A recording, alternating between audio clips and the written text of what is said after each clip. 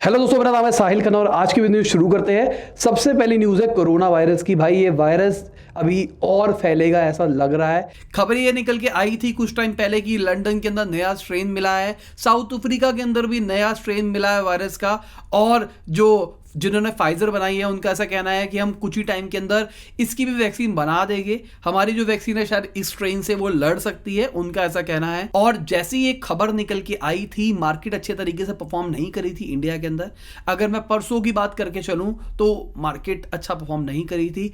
कल market recover करनी शुरू हो गई, मार्केट ठीक पॉजिटिव तरीके से बंद हुई। मुझे पर्सनली ऐसा लग रहा था ये जो खबर आई है इसके चक्कर में शायद मार्केट अब फिर क्रैश करेगी और जो बबल बना हुआ है वो टूटेगा, पर ऐसा नहीं हुआ। मार्केट रिकवर कर गई। देखते हैं आज क्या होता है मार्केट के अंदर। और कर्नाटका के मिनिस्टर ने कहा है 10th और 12th के बोर्ड के एग्जाम मार्च 2021 के अंदर नहीं होंगे, पोस्टपोन हो गए। मेरे हिसाब से अगर वायरस इतना ही क्रिटिकल है तो एग्जाम्स नहीं होने चाहिए। अगली खबर एंटी ट्रस्ट हियरिंग की है। भाई गूगल और फेसबुक दोनों मिल रहे हैं साथ में लड़ने के लिए एंटी ट्रस्ट हियरिंग के ऊपर। बेसिकली क्या कहा जा रहा है कि ये मोनोपोली चलाते हैं अपनी सारी की सारी। गूगल सर्च इंजन के अंदर चला रहा है, फेसबुक अपने एड्स के अंदर चला रहा है। एप्पल को भी कहा जाता है एप्पल अपने ऑपरेटिंग सिस्टम के अंदर मोनोपोली चलाता है। पर ये गलत है या फिर सही है, आप बताओ मुझे अपना पॉइंट ऑफ व्यू। देखिए एप्पल के अंदर वो कहता है हम सिक्योर है, हम किसी और को घुसने नहीं देंगे, इसलिए हमारे ऐप स्टोर से ही जो बेचना है बेचो। तो जो सीडिया है, जो इनका जो किसी जमाने में जेल ब्रेक सुना होगा आपने, आईओएस के अंदर जेल ब्रेक होता था तो सीडिया डालते थे एक सॉफ्टवेयर। तो सीडिया वालों ने इनके ऊपर भी केस किया था अभी एप्पल वालों के ऊपर और कहा था कि भाई हमको क्यों नहीं यूज करने दे रहे। अगर सीडिया आ जाएगा आईओएस के अंदर तो यहाँ पे यूजर्स के लिए अच्छा रहेगा। जैसे एंड्रॉइड के अंदर आप साइड लोड कर सकते हो वैसे सीडिया से आप बाकी चीजें साइड लोड कर पाओगे। पर एक नुकसान रहेगा, सिक्योरिटी कंसर्न रहेगा, क्योंकि वो साइड लोड हो रहा है। एप्पल के ऊपर जो जा रहा है वो एप्पल अप्रूव करके चेक करके दे रहा है। सीडिया से जो जाएगा वहां पे गलत भी चीजें जा सकती है। तो एप्पल का जो मेन फोकस है सिक्योरिटी, वो खत्म हो सकता है। अगर मैं गूगल की बात करके चलूं तो उसका सर्च इंजन जो है वो कहते हैं सर्च इंजन इनका बादशाह है, कोई और किसी और को कंपीट नहीं करने दे रहा। वो करने इसलिए नहीं दे रहा क्योंकि वो बहुत ही जल्दी अपडेट ला रहे हैं और कोई उसको कंपीट नहीं कर पा रहा है इस तेजी से। पर यहां पे एप्पल वाला फिर से घुस रहा है। एप्पल ने अपना सर्च इंजन निकाल ले देना बहुत जल्दी, तो एप्पल वाला उस चीज के अंदर भी घुसने वाला है। अगर मैं फेसबुक की बात करके चलूं तो फेसबुक के पास इस टाइम पे कुछ कुछ चीजों के अंदर मोनोपोली है और उससे कंपीट करना मुश्किल है। जैसे मैं व्हाट्सएप की बात करके चलता हूं, फेसबुक मैसेंजर की बात करके चलता हूं और साथ में इंस्टाग्राम की बात करके चलता हूं, तो ये उसकी मोनोपोली प्रोडक्ट है जिसको कंपीट करना अभी के टाइम पे शायद मुश्किल है मेरे हिसाब से। और एप्पल की एक और प्रोडक्ट लाइन के बारे में बता दूं, एप्पल टेस्ला से भी कंपीट करेगा आने वाले कुछ टाइम के अंदर। खबरें ये निकल के आ रही है 2024 तक वो गाड़ी निकालेगा फुली ऑटोमेटेड, जो ऑटोमेटिक तरीके से चलेगी और उसके अंदर कोई नई तरीके की बैटरी निकालेगी जिसकी एफिशिएंसी ज्यादा होगी और वो कम कॉस्ट के अंदर भी बनेगी। और अगर मैं टेस्ला की बात करके चलता हूं तो भाई टेस्ला अच्छे तरीके से परफॉर्म नहीं करा। S&P 500 पे लिस्ट होने के बाद 6% गिरा है। और मैं ये न्यूज करते करते मैं रिसर्च कर रहा था नैस्डैक के अंदर, तो मुझे ये चार्ट दिखाई दिया। भाई मैं खोद लिया है देख के क्या चल रहा है।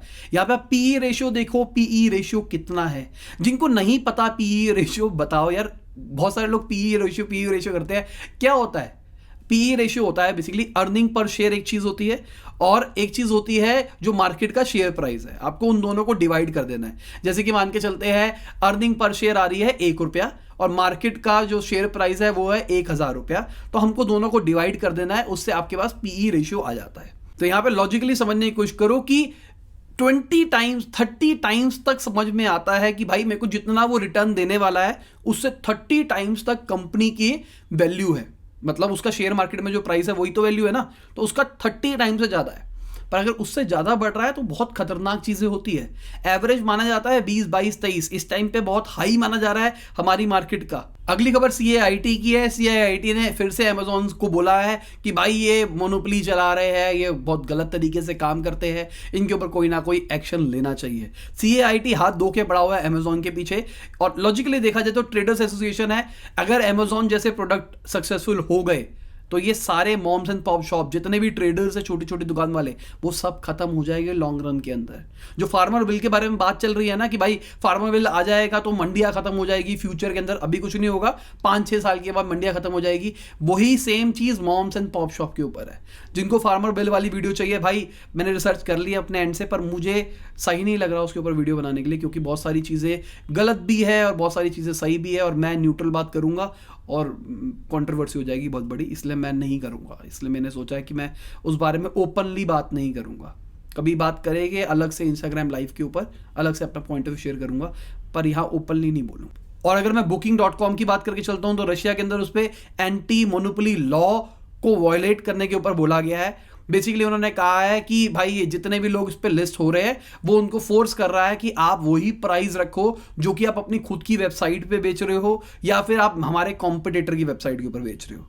लॉजिकली समझाने की कोशिश करता हूँ। ये जितने भी प्लेटफॉर्म होते हैं ना, एग्रीगेटर प्लेटफॉर्म क्या होते हैं, एक वेबसाइट बना ली हमने और उस पर बाकी सारे लोगों को लिस्ट कर दिया और उनको कहा यहाँ से आप प्रोडक्ट बेचो, इन रिटर्न हम आपसे कमीशन ले। तो ये Booking.com, Zomato, Swiggy, ये सारे के सारे एग्रीगेटर प्लेटफॉर्म है, ठीक है। तो Booking.com ने सारे के सारे होटल को अपने प्लेटफॉर्म पे लिस्ट किया और उनको कहा कि आप मुझे 20% कमीशन देना हर सेल के ऊपर।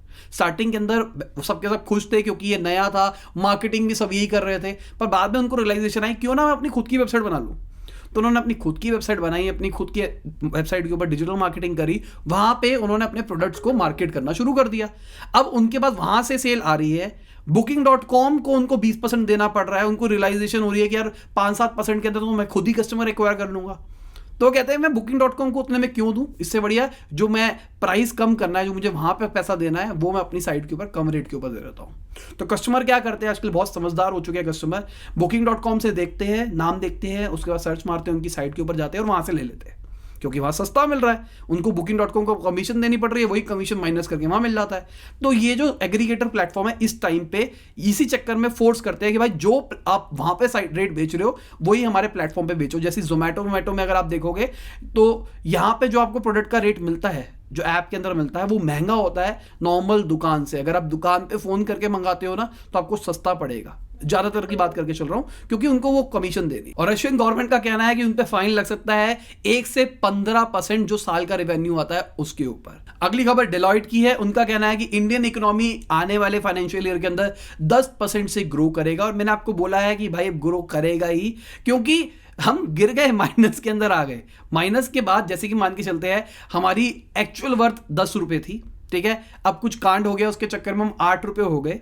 तो अब 20% अगर कुछ भी गिरा है 8 रुपए में आ गए, अगर अब हम 9 भी हो गए ना तो वो ग्रो अच्छा होने वाला है। अगर हम कोरोना से पहले की सिचुएशन की बात करके चलते हैं तो अगर वहां तक भी पहुंचते हैं प्लस थोड़ा सा फैक्टर जो कि नॉर्मली 1.5-2 साल के अंदर होना था वो ऐड करते हैं तो हमारी ग्रोथ रेट तो वैसे ही बहुत ज्यादा बढ़नी है। तो ये आंकड़े तो आपको दिखाई देंगे। अभी तो ये सिर्फ पहली कंपनी ने आंकड़ा निकाला है कि भाई ग्रोथ रेट ये प्रोडक्टिव होगी। मुझे लगता है कि अभी देखना सबके सब लाइन से निकालेंगे, भाई इतनी ग्रोथ रेट बढ़ेगी, इतनी बढ़ेगी, सारे रिकॉर्ड तोड़ेंगे हमारा देश वाले ग्रोथ रेट का। पर यहाँ पे कंडीशन ये है कि अभी ये जो वायरस का नया वाला कांड निकल के आ रहा है, नए स्ट्रेन वाला, उसके ऊपर कुछ ना हो, पता लगे अगला साल भी इसी तरीके से निकल रहा है। अगली खबर हमारी फाइनेंशियल मिनिस्टर की है। उनका कहना है जो IBC कोड है, जो इंसॉल्वेंसी एंड बैंक्रप्सी कोड है, वो मार्च तक नहीं हटेगा। मतलब क्या होता था, जैसे कि मान लो आपने बैंक से 5 करोड़ का लोन लिया है, पर अब ये कांड हो गया वायरस के चक्कर में, आप नहीं चुका पा रहे, तो 3 महीने तक अगर आपने पेमेंट नहीं दी है, पेमेंट मतलब ना प्रिंसिपल अमाउंट ना आपने इंटरेस्ट दिया है, तो बैंक आपको IBC में ले जा सकता है, मतलब बेसिकली कोर्ट में ले जा सकता है और वहां पे आपकी प्रॉपर्टी को नीलाम किया जाएगा वो पैसा रिकवर करने के लिए। तो उन्होंने कहा है ये वाला अभी के लिए रूल वैलिड ही नहीं है, ये 3 महीने वाली बात ही नहीं है, मार्च तक तो कुछ है ही नहीं। और पहले था ये लिमिट 1 लाख रुपए तक थी, अब उसको 1 करोड़ तक ले गई है गवर्नमेंट। कि पहले होता था कि 1 लाख तक अगर पैसा नहीं आ रहा तो मरना पड़ता था, मतलब तब ये कांड होता था, अब 1 करोड़ तक की लिमिट है फिलहाल। तो गवर्नमेंट अच्छे काम कर रही है मेरे हिसाब से बिजनेसेस के लिए, और होपफुली फाइनेंशियल जो नया हमारा आने वाला है बजट वो अच्छा है। अगली खबर इन मूवी की है। इन मूवी ने $145 मिलियन रेस किए हैं। इन्वेस्टर में से एक गूगल भी था। अगली खबर NPCI की एक रिपोर्ट के हिसाब से पेटीएम ने सबसे ज्यादा UPI ट्रांजेक्शन करी है, तो उनके हिसाब से पेटीएम सबसे अच्छा है UPI के अंदर।